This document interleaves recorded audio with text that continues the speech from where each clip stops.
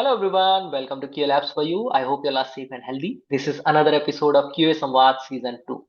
In this episode, we have a special guest who is having 18 plus years of experience as a quality engineer. He has explored a lot of different domains like defense, insurance, finance, and he is also a award-winning tester as well as a conference speaker. So in this episode, you will learn a lot more about quality. So without wasting any more time, I'm just calling Stefan on the show. Hi, Stefan. I'm good, thank you. How are you? All good, all good. I'm just excited to start the conversation. So I guess we can Amazing. start with your little intro and the current role and responsibilities which you are right now Yeah, handling. yeah, sure. I'm a principal consultant for a company called Inspired Testing, which is a pure software testing company based out of South Africa, and we're also predominantly housed in the UK as well. I'm one of the UK resources, and my role is within the test architecture team, working for our CTO. So we look at the strategy and the direction which the company's going, and how we make sure our services are giving our clients the best that we can. So we're looking at what's the best approach, modern tool sets, languages, frameworks, QA maturity, everything you can kind of imagine is kind of in our remit. So Stefan, I just want to know, how you started your career as a test engineer. I mean, why you have opted this domain or this area. Yeah, sure. So a little bit of my background outside of that is ex Royal Air Force, so UK military. Mm-hmm. I was in the service for 13 years, and the last 3 to 6 years of that was in trials and evaluation for military applications, which is testing in the loosest sense, I guess. Um, and that's where I got kind of introduced into testing qualifications and testing as a practice. Mm-hmm. And then off the back of that, I found it very enjoyable and engaging, and it kind of spiraled into a career. So then worked for a company called Kinetic, who are a large defence contractor in the UK, and they're also based in Australia as well. Okay. Um, I worked for Yorkshire Water, which is a UK water company, as one of the test managers. And I've also worked for Admiral Insurance and a number of clients within Inspired. So I kind of accidentally fell into testing just through Mm-hmm. happenstance and circumstances, which I think is really common in the industry. I don't think many people have like went to university, college, and went, I want to be a tester. They kind of just ended up doing it through just enjoyment or just kind of weird circumstances. And mine's no different to that. Fine, fine. So, as you said, you worked on the defense part, right? And I have seen you also worked on the finance and the insurance area also, right? So, what I was did, the yeah. most challenging, domain or area you have worked on as of now? Yeah. Okay. Yeah. It's a really good question. I think so. Even though the military domain was, or the defense domain is very complicated, and the life cycles are very large. So a software life cycle might take 10, 15 years, Mm-hmm. and it's continually iterated on. It's very well documented. It's very well structured. There's a lot of rigor to it. So once you kind of get your head around all of that, it's not too difficult. I think the most challenging I had in terms of the sector is probably finance, um, because they're under an enormous amount of pressure to beat competition to market. So if a new product or a new system or a new enhancement comes, there's a real need to get that to market quickly, which means QA is often pressured in terms of speed and completeness of what tests you can get through, and also the complexity of the financial industry as well. It's a bit of a dark art, I found. A lot of domain expertise is needed to understand what the systems are being used for. Without that domain knowledge, it's very difficult to test them. So I think it's probably the most challenging I've worked in outside of defence, but for different reasons, more for the speed at which they have to release products to more than anything else. Right, right. Fine, fine. Stefan, I have also seen you are also an award-winning tester, right? And I know that that feeling is very great. So I just want to understand the story behind that recognition. Yeah. So this was back when I worked for Yorkshire Water. So I first joined there as a test lead, running a couple of projects and maybe two or three testers working for me, and then moved into a test management role, running a whole portfolio where I had probably around 20 testers working for me, something like that. We just onboarded our two new support partners, which was Qualitest and Inspired Testing. Hence why I work for them now, I guess. And as part of that, one our head of QA, one of his kind of goals was to get a part of the organization recognized for an official award, and we decided to go on the Tester Awards. So a group of us submitted various applications for the awards. Mine was accepted, and I was lucky enough to win. And then I also won best overall at the Tester Awards, which was completely insane. Very funny story of that. The best overall is right at the end. So I won my award. Great. I went to the restrooms, which is at the back of the kind of the conference center that we're in, because it's the last award, so I don't need to be anywhere near the front, which is where we were sat. And then my name was announced, and I'm right at the back of this enormous hall. So I hopefully there's no video footage, but I had to run all the way down this conference hall to the front of the stage. So it caught me massively by surprise, but I was very humbled. And I think the feedback I got from the judges was the submission was very, very honest and open with different challenges I'd had to get to where I got to. And it wasn't kind of everything was perfect and everything was amazing. It was more about how the challenges I'd overcome to get to that point. And I think that's just why I got the award in the end. So yeah, it was a very interesting and surreal experience. Very enjoyable, and I'd recommend anyone just even the submission process was very enjoyable to kind of work out what you think, where you think you are, and list all your achievements and all the things you've struggled with. I think it's very therapeutic to do that, even if you don't win or get nominated. Okay. So, Stefan, one thing I want to know personally, because you have around 18 plus years of experience, right? And during this journey, you must have learned something special, right? Which you may think of if you could learn a little earlier, the journey would be different, right? So, for our audience, if you could share that learning or that lesson. Okay, that's a really good question. Mm-hmm. I think how I'm going to phrase this. So I would say when I got into the industry or when I got into any job, Mm-hmm. there's imposter syndrome on yourself.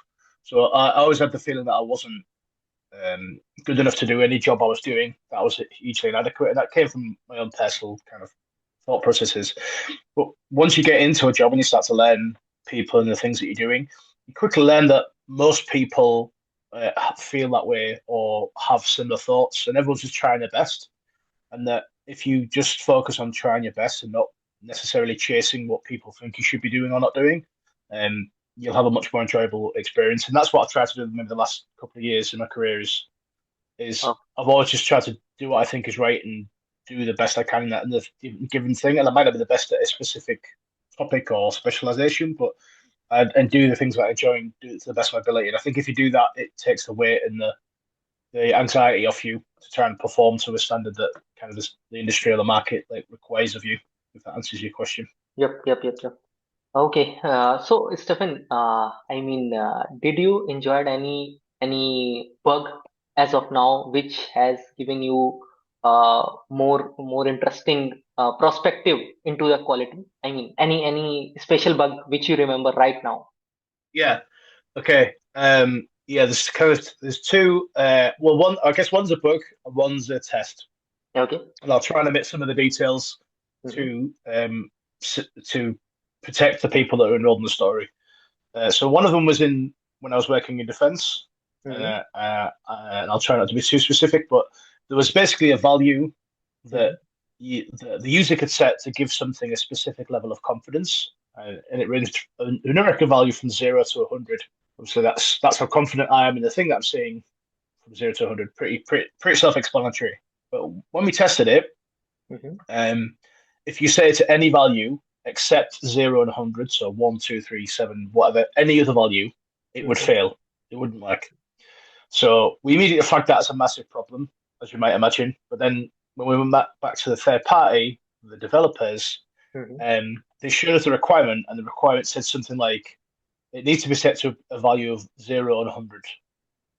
So Oh. instead of them participating it as a range, they just thought it took a 0 or 100 and nothing else. Obviously, it was a range because it was a confidence value. So Mm-hmm. hilarious that like a very to me was a really obvious thing that should not work like that, right? So developers are like, well, we're just doing exactly what it says. So an example where a bug can often be a miscommunication or a misinterpretation of someone's need versus what they're expecting to get. Right. And then my second one um, is not a bug, but it's maybe interesting, like weird, stupid tests that people have written, which was um, again basically the test that they've written had to pull in um, the name of a unique file, like a reference file, Mhm. some other information in a string, and then if it was a unique value, the test would pass. But one of the things it did was it would put a timestamp Okay. on the file that it grabbed down to the millisecond. Mm. So it was putting a unique timestamp on it every single time. So I pointed out to the person who wrote the test, I said, "You're not really testing anything." They says, "Because it will always be unique, because you're always putting a unique timestamp on it every single time."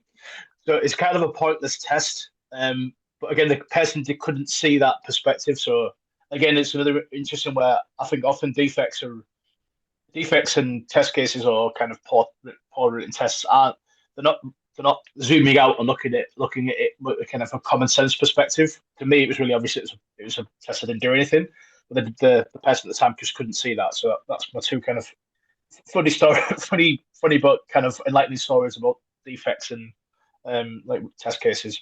Fine, fine. So, I mean, in your career as of now, you have already spent 18 plus years, right? So, what exactly motivates you to be into quality still in 2025? I mean, there must be some motivations, right?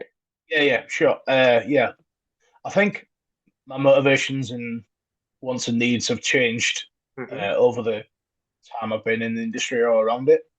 I think there's something that's always underpinned it is wanting to help other people do the best that they can.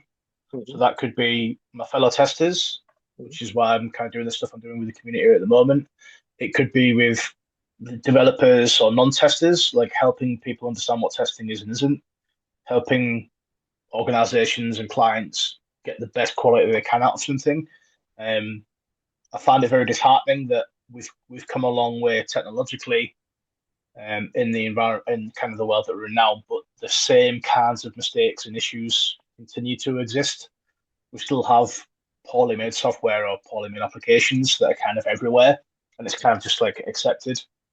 So I think part of my motivation is making a small contribution to that change, and then also uh, helping people, um, helping people with their jobs, and but from the lens of quality. So if that is a kind of answer.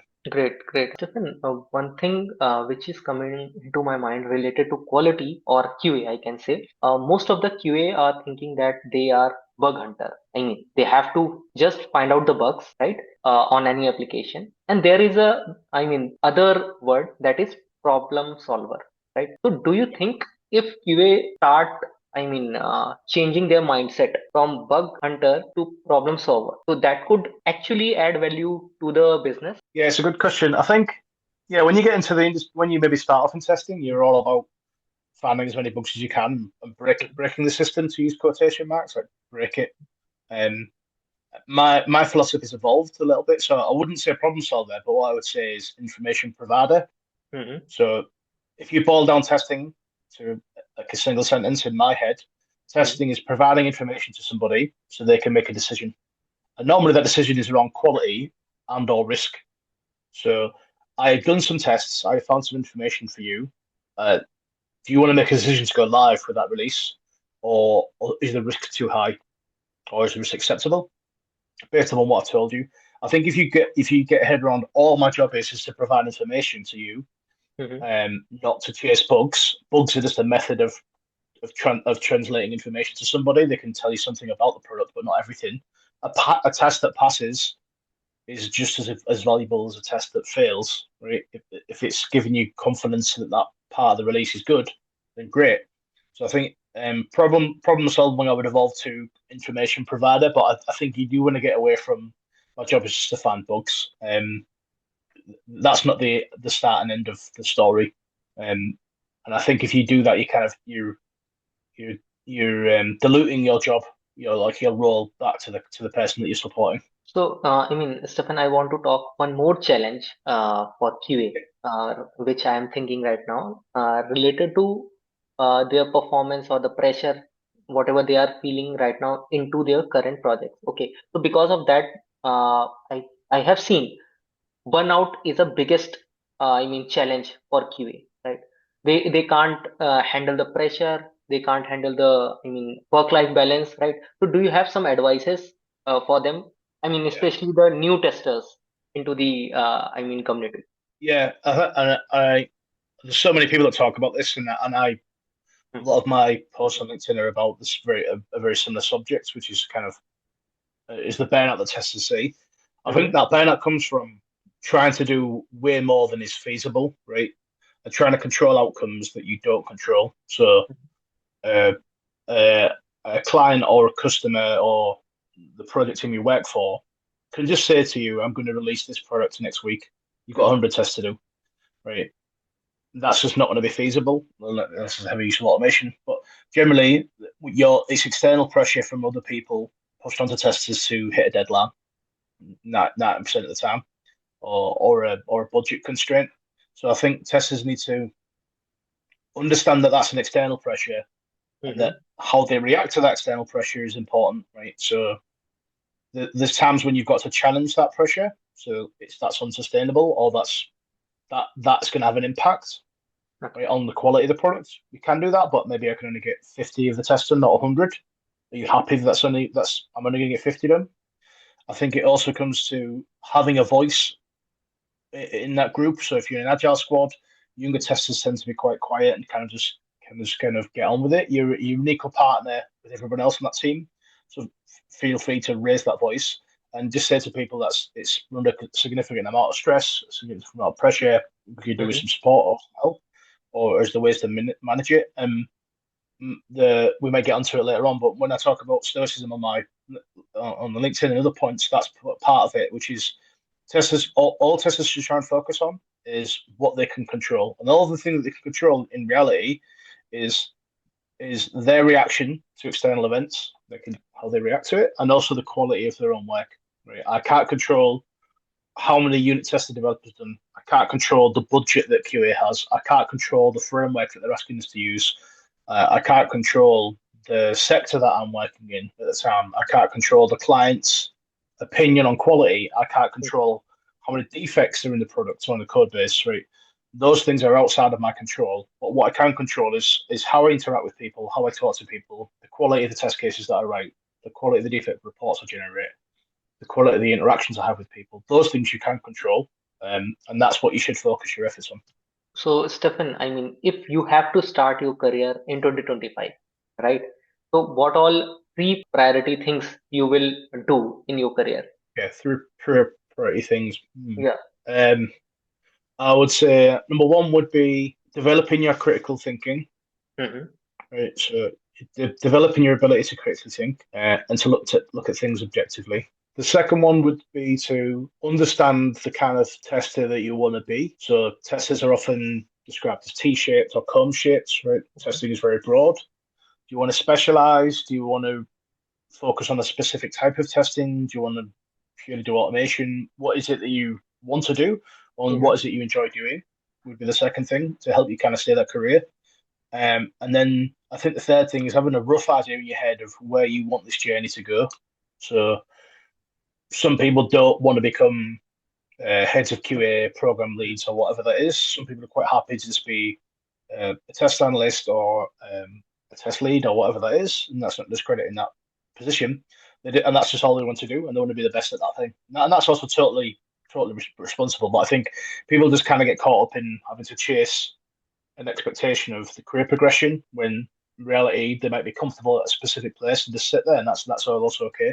So I think the three things would be develop your critical thinking, understand what kind of tester you want to be, and Mm-hmm. understand where you want your career trajectory to go to, and then kind of focus on those three elements. And you notice I'm not saying Mm-hmm. take a qualification, do this exam, learn this framework, because those things always change and always adapt and evolve, and they're always going to be there. So I think I wouldn't focus on them. I would still do them, but it's not something I would focus my primary efforts on if I was getting into the industry from scratch today. Okay. So, I want to know one thing. You said three different priority things, right? I was expecting something from AI because in 2025 everyone is Yeah, running behind sure, AI, yeah. right? Yeah, and even when any professional comes into the QA or dev, right? They just think of if they know the AI, they will, shoot up in his career or her career, right? I mean, they can easily get what they want, right? So, Mhm. don't you think, directly jumping into the AI is the correct way, or we should learn the basics first, then we should start leveraging the AI into the career? What should be the best way? Yeah, yeah, it's a very good point because obviously AI wasn't a thing when I got into Mm-hmm. the industry. Mm-hmm. Not to the same way it is now. I think I can't remember the person who quoted this, but don't outsource your thinking, right? So AI is a tool to help you to achieve a task. It shouldn't be your sole source of problem solving or critical thinking. Mm-hmm. You shouldn't be purely using that tool. Let's say you're generating some test cases. You Mm-hmm. shouldn't be just feeding a requirement into ChatGPT and say, build test cases for me, and then it gives you 10 test cases. You just copy and paste those into Jira or to your radio board or whatever. You shouldn't be doing that. What you should be doing is asking, using ChatGPT like another tester in the room, and ask it to bounce ideas off. Here's the things I'm thinking of. Here's the requirement. What do you think this looks like? Do you think this is good? Yes, no. And you bounce between it. So to go back to your original question, like should you adopt it? I think it's a tool set like anything else. It's a pen and paper. It's a laptop. It's another tool to add into your repertoire, and it's something you should be proficient with and know its limitations, and know what it's good for. But I wouldn't. You still need to develop some critical, basic, fundamental skills yourself. Because if you don't know if what the AI is firing back to you is just complete nonsense. We've done stuff ourselves where we developed our own tool where we would validate its responses, and some of the stuff it would say was just nonsense, right? Right. So you need to have enough understanding of the basic fundamentals so you can assess the output it's giving you. It's just an accelerator more than anything else. It's not something that should be completely replacing you. Not currently, anyway. I agree with your thoughts, Stephen, but still, I have seen a lot of professional in the community are thinking that AI tools will replace human workforce or like that. So, do you think this is the truth, or they are just, in the fear of AI? Yeah, I think there's always a fear of like when a new technology comes along, there's always the kind of wave of adoption and wave of anxiety and fear. So I'll put it this way: in the UK, we Mm. everyone used to ride around in a horse and a cart. They don't do that now. We have cars, and no one's like, "What? Where have all the horse and carts gone? What would?" Right? Technology evolves and changes. Right. Does it replace things? It might replace certain roles and or evolve certain roles, but it will create new roles. I Mm. know testers are very scared about being replaced by AI, but I think the people that should be scared, if Mm. anyone, and I don't want anyone to be scared, if anyone was going to be, it'd be more the development community. Because Right. where, how far away are we from? I give an AI a requirement and I say, make me this website to these Right. requirements in this code base, and it just writes it for me, right? That in my head is really close, right? Right. But where a tester still fits in is an end user, is a human being going to be using the thing that's being built? If it is, well, guess what? You need to be it needs to be a human being that tests it. It needs to be a human being to think about it, look at it, and critically examine it independently of an AI. So I think testers will always have a role because the things that are being produced or crafted or amended or changed by AI are going to be used by human beings, which is why you test drive cars. It's why you test drive airplanes. Human beings test drive them and test fly them, right? So I think there's always going to be a human being in the loop if the application is being used by human beings. I think our roles will evolve and change, but I don't think we're going to get replaced. So, how do you see the evolution of this AI in next 3 to 5 years? Any thoughts? Yeah, I think so. I maybe can use an example of the tool that we've developed in house, Mhm. which is called Velo. So that's what we found was very difficult with most clients is we would say to them, it's important that you shift left your your testing rate, Right. directly test your requirements and your designs and architecture, and increase your unit test coverage and all these kinds of things, which we all know is best practice and should lead to a better quality product.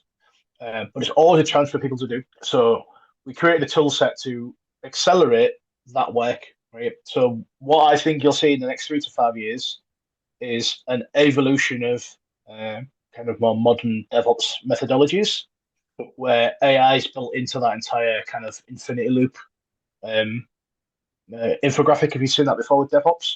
And that it's going to accelerate the things that are already doing.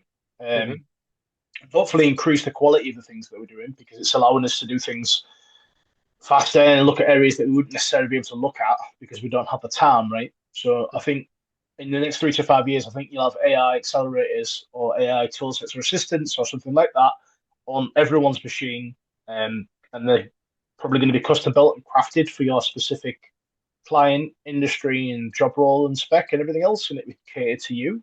It could learn, and I also think it will be trained on how you like to work.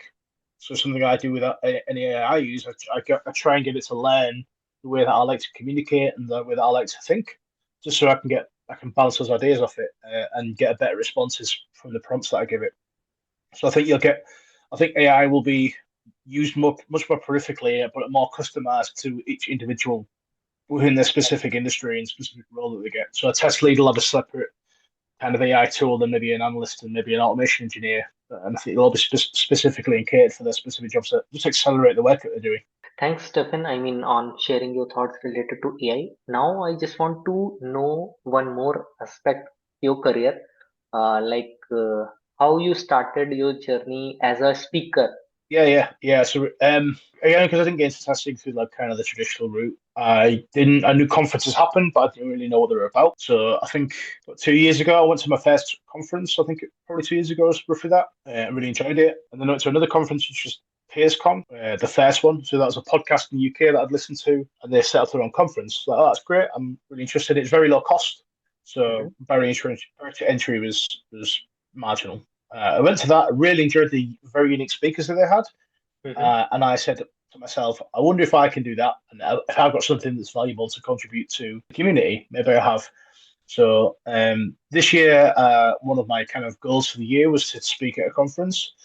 I'm speaking at three this year, which is nice. So I submitted an application to PeersCon, which was actually a video. I sent a video instead of a presentation.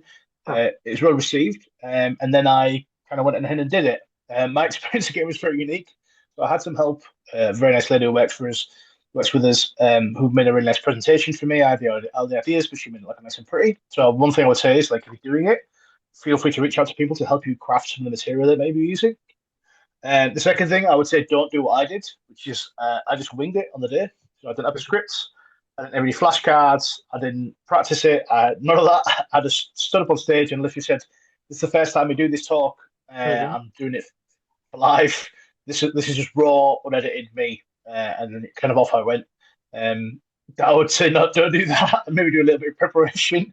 Right. I found it very enjoyable to kind of just wing it. I was a little bit nervous, but I think it's entirely natural. And I think the biggest thing if you're going to get into speaking at conferences is don't talk about something that you don't know, and make sure that it's you that comes through in that conversation, right? It's your unique perspective on things, your unique lived experience. It's a thing that people generally want to hear about through a story, as Mm-hmm. opposed to here's a tool that I use and you should all use it. Right? That those kind of talks I find don't really land, as opposed to here's my lived experience on this thing and the Mm-hmm. lens at which I am looking at this problem in the community.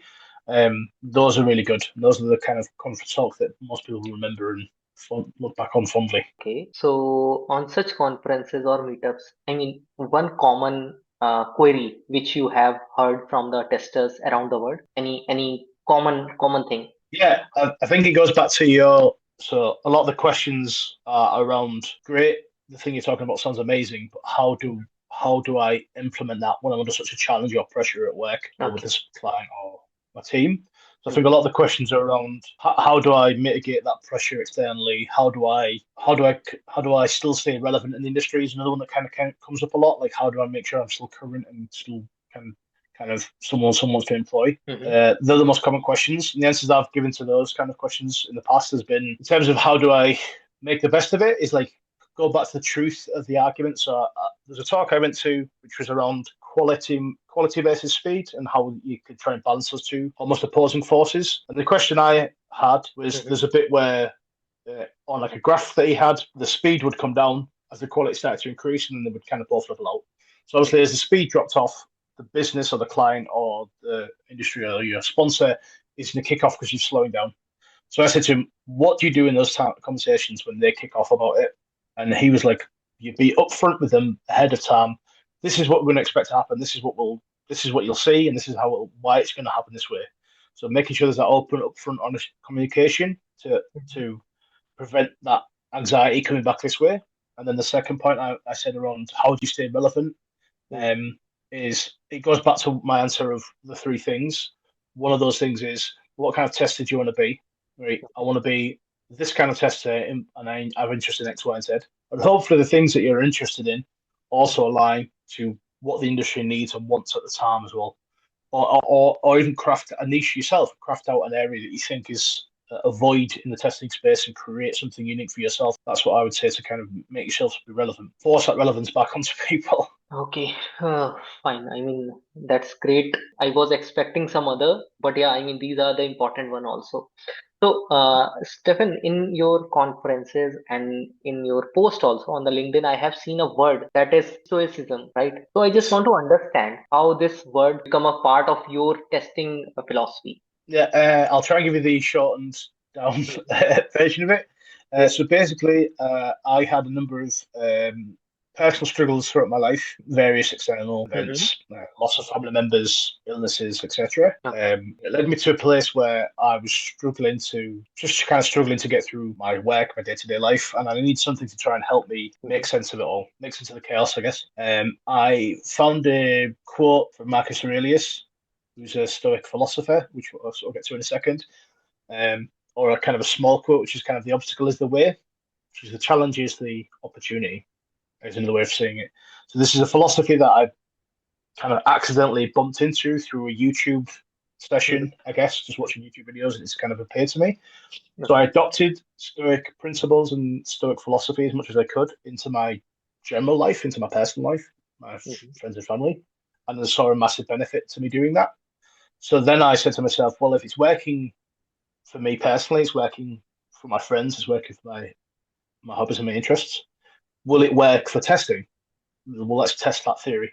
So hence why I came up with the handle of the Stoic tester, which is trying to apply Stoicism to address the problems that testers see, which is a kind of an interesting proposition because it's a 2,000-year-old philosophy from Okay. ancient Greece. So how does that philosophy that old have anything to tell us about modern software development and testing practices? There's actually a lot. It's very practical in nature. So it evolved from a kind of a very challenging place in my life, applying these principles at home and in my home life, and then wondering if they worked in testing. And I've tried to apply them and had reasonable success doing that in my professional career as well. So can you share any practical or real-time example where this philosophy has changed your thoughts? I mean, in Yeah, helping QA related work? yeah, sure.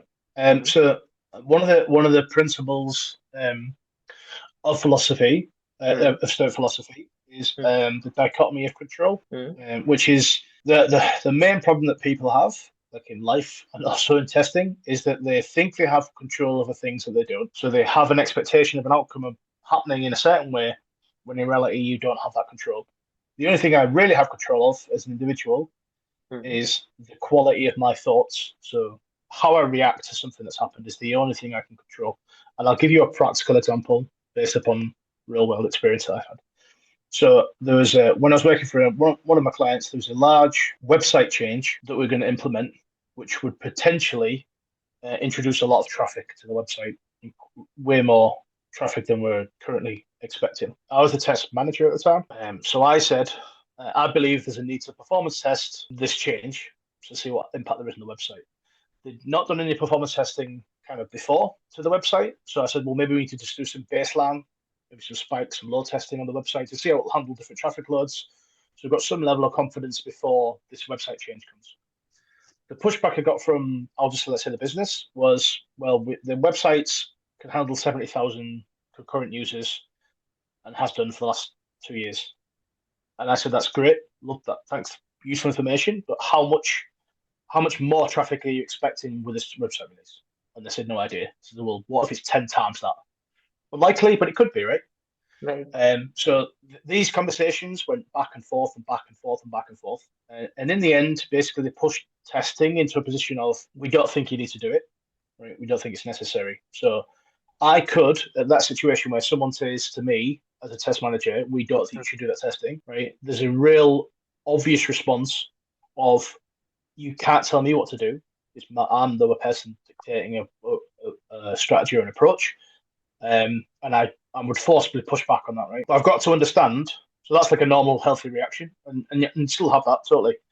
But Stoicism would say, I can't control Mm. their what they want to do with this release. I can't control if Mm. they want to perform a test. I can control the budget. None of those things I can control. All I can control is the quality of my work and my interaction. That's it. So what I said, I'm happy if you don't want to do that. But what I would like is for you to kind of agree that Okay. I've spoken to you about it and you think it's out of scope, right? And I did that through a formal kind of communication through an email. I said, you need to do performance testing. You think it's not necessary. So what I've done there is I've taken what control I can out of that situation, which is that interaction with that individual, and I've taken the risk of not performance testing off testers, and I've moved it back onto the business because they don't think it's necessary, right? So Right. again, I can't control that that risk is not being necessarily mitigated, but I can control where that risk lies. It doesn't lie with me now; it lies with the business because they said they don't need to do it. Stoic philosophy is about trying to understand what things you can and can't control, and focusing on the things that you can control, and not other things. I can't control how much that person cares about quality, right? Mhm. You can advocate high quality software that's defect free, Mm. with lots of automated tests and the CI/CD pipeline and all of the good stuff until you're blue in the face, right? Someone will either get it or they won't get it, right? They're either on board with you or they're not on board with you, even if you're a very good salesman. Some people just don't see the value in it, right? And I can't control their opinion on something.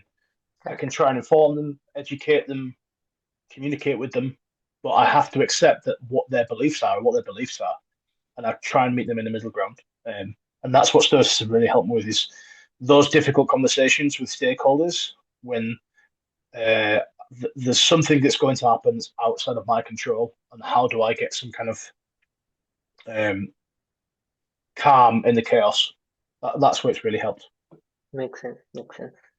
So, Stephen, I just want to know one more thing. Like you have spent 18 years around into the industry, right? So definitely this community has also helped you to grow into your career, right? Yeah. Okay. So I'm probably the most active place I'm on outside of my work is on LinkedIn. Mm-hmm. I post a lot and I communicate through posts and other interactions. So like seeing other people's perspectives on work, on how testing is really enlightening. Book recommendations is something that I've massively taken from. So Lisa Crispin, if you're familiar with her, um, the book that she produced on holistic testing for agile was, I got that purely for LinkedIn. Like, this is a good book to read. Oh, I want to have a look at that, right? So I think seeing other perspectives and seeing other information sources has been massive from the community from that side.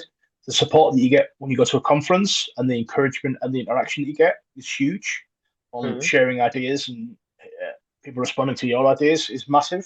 And then inside, more on a professional level, internally in my own team, Mm-hmm. um, being challenged. So never being afraid to go, I've got this weird idea. I think we should do this, and then having five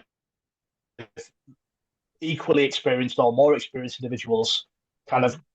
constructively talk to you about that idea and pull it apart and make suggestions and tweaks. And that having that to be a completely neutral, positive experience is also really valuable. So getting other like-minded people around you who you're not afraid to bounce crazy ideas off, I think is really useful as well. So I think to kind of summarize your answer is the support the community gives you in terms of learning and networking is absolutely invaluable. And I think there's no other kind of groups of people that do that like testers do. And then I think for my own, talking about my company and talking about the people that I work with, is they're all passionate and really care about their job. And when they give you feedback or critique or suggestions, it's always coming from a very good place.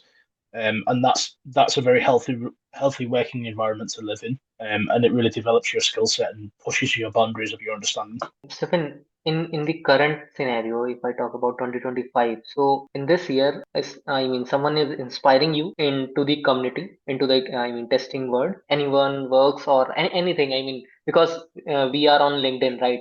We explore different posts and different contents, right? So definitely someone is also doing something interesting. Maybe you have Yeah, seen those work, right? So yeah, yeah. can you just share? Yeah, sure.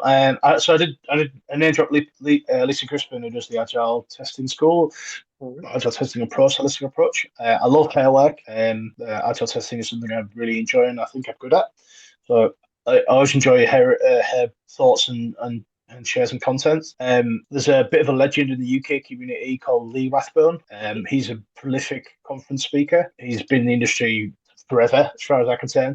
Uh, and he did a talk or comments a lot about how much the industry has changed in the time that he's been in. And we've always been in this process of this new thing comes along and everyone's terrified, and then we change, and then we do this, and we change our job titles, and we go from manual testers to automation engineers to SDETs to QA engineers to QEs to QA, all these role changes and churn. He said this is the norm of the industry, and it always happens, and it's about riding that wave. His content's always really good as well. And then I think from like a Mhm. non-testing person's perspective on the community, there's a chap called Ryan Holiday. He's a prolific modern Stoic, writes a lot of he's a prolific writer.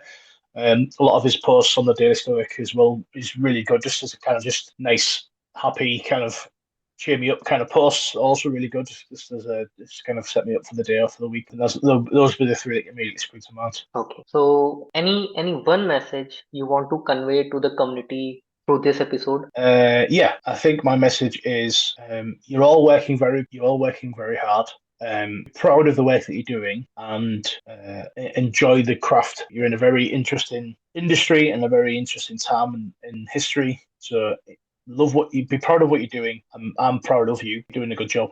I think that's what I would say. Okay, Stephen, my last question for this episode, Yeah, and that is related to your initiative or any events where people can see your work or follow your work. Any yeah, initiative which you are doing. yeah. Sure, yeah. So, yeah, I'm on the handle as a Stoic tester on LinkedIn. Would be the first place to kind of look for me. Mm-hmm. I'm also on Inspired Testing's website, so you can Mm-hmm. kind of directly contact me through our uh, HR team through our emails through there. And then in terms of if you want to see me, mainly in the UK, but I'm also online. There's the Leeds at the Air, which is a speaking conference community meetup, which is I think on the 13th of May. That's going to be on YouTube.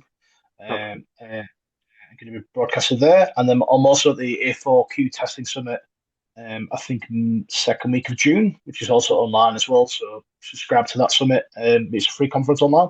I'll be speaking there about Stoicism and my thoughts on how to use it for testing, and a podcast as well. So we're also we have a podcast series ourselves called the Testing Experts with Opinions, Mm-hmm. which we run through Spotify and all the rest of the kind of platforms. You can find me on those, a couple of episodes as well. I'm also on a couple of other YouTube channels now and again. So I'm out and about. If you Google me, you can hopefully find me. I guess audience will love all your, I mean, thoughts, whatever you have conveyed here, as well as whatever you will be going to convey in your upcoming conferences or sessions. Thank you, Stephen, for joining this show and sharing your experience and thoughts with all of us. And definitely, community will love this conversation. I'm hoping they will learn and they will inspire so that they can move further in the career. If you want to add anything, Stephen, you can add it. No, just I appreciate you having me on. It's been a privilege to talk about the industry, talk about our passions, and I hope people find it useful.